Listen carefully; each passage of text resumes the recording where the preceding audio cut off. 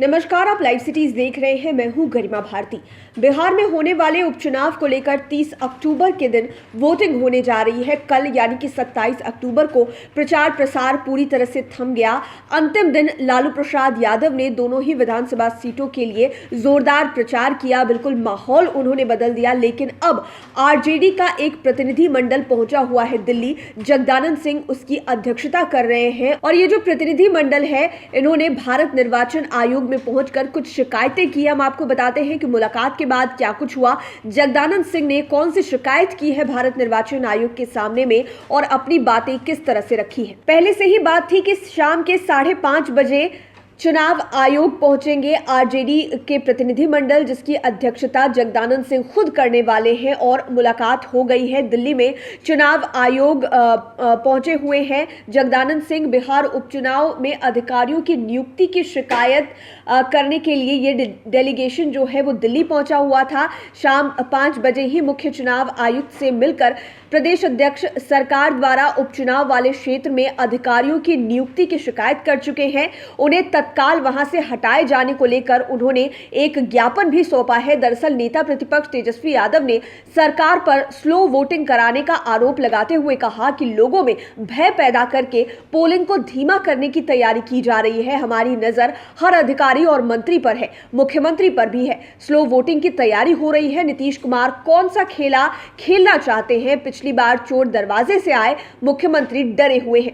वे पिछले दिनों खुद के मरवाए जाने की बात कर रहे थे, अपनी ही सरकार पर सवाल भी उठा रहे हैं। जो बयान मुख्यमंत्री ने दिया है, सोची समझी साजिश के तहत दिया है। पोलिंग को स्लो करने के लिए प्रशासन की पूरी शक्ति लगा दी है। उन्होंने आरोप लगाया कि सरकार लोकतंत्र की हत्या करने की साजिश रच रही है। दरभंगा में पदस्थापित दिलीप कुमार झा का नाम लेते हुए उन्होंने कहा कि इनकी पोस्टिंग ज्यादातर समय दरभंगा में ही रही है। उनके खिलाफ 23 अक्टूबर को चुनाव आयोग में कंप्लेन की गई, लेकिन चुनाव आयोग के निर्देश के बावजूद उन्हें कुशेश्वर स्थान में डेपुटेशन पर नियुक्त कर दिया गया। कोई नोटिफिकेशन भी सरकार ने जारी नहीं किया और इसके अलावा उजवा और तिलकेश्वर में प्रभार दिया गया है। इस पुलिस पदाधिकारी पर 25 बूथ की जिम्मेदारी भी दे दी गई है।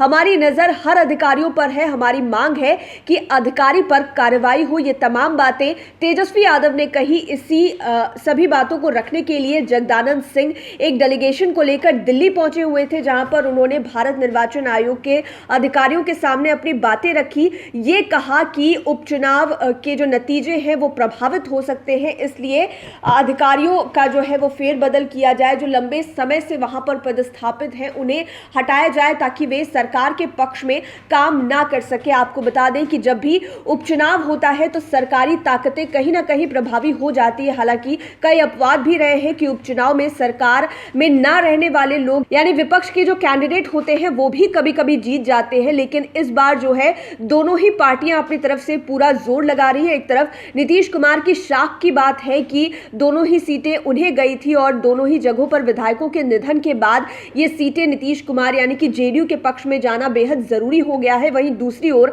आरजेडी भी अपनी तरफ से पूरी कोशिश कर रही है कि किसी भी तरह से पोलिंग या फिर जो मतदान है वो प्रभावित ना हो सके और जीत उनके पक्ष में जाए। इसीलिए शायद तेजस्वी यादव बार बार कह रहे हैं कि अगर ये 2 सीटें वो जीत जाते हैं या फिर एक भी सीट जीत जाते हैं तो बिहार में खेला जरूर से जरूर होकर रहेगा। लालू प्रसाद यादव खुद चुनाव में प्रचार करने के लिए आ गए, इतने बीमार रहने के बावजूद, इसलिए किसी भी तरह का कोई खतरा ना हो, किसी तरह का कोई डर ना हो, इसलिए राजद का प्रतिनिधि मंडल आज पहुंचा हुआ था भारत निर्वाचन आयोग, जहां पर उन्होंने अपनी तमाम शिकायतें रखी है, सुझाव भी दिया है कि जो अधिकारी लंबे समय से कहीं पर हैं उन्हें हटा दिया जाए ताकि पोलिंग प्रभावित ना हो सके और साथ ही साथ जब मतगणना हो तो उसमें भी कोई प्रभाव ना पड़ सके। लाइव सिटीज के साथ आप बने रहें, हमारे चैनल को सब्सक्राइब करें। ये वीडियो फेसबुक पर देख रहे हैं तो पेज को लाइक करें, साथ ही साथ हमें ट्विटर पर जरूर फॉलो करें।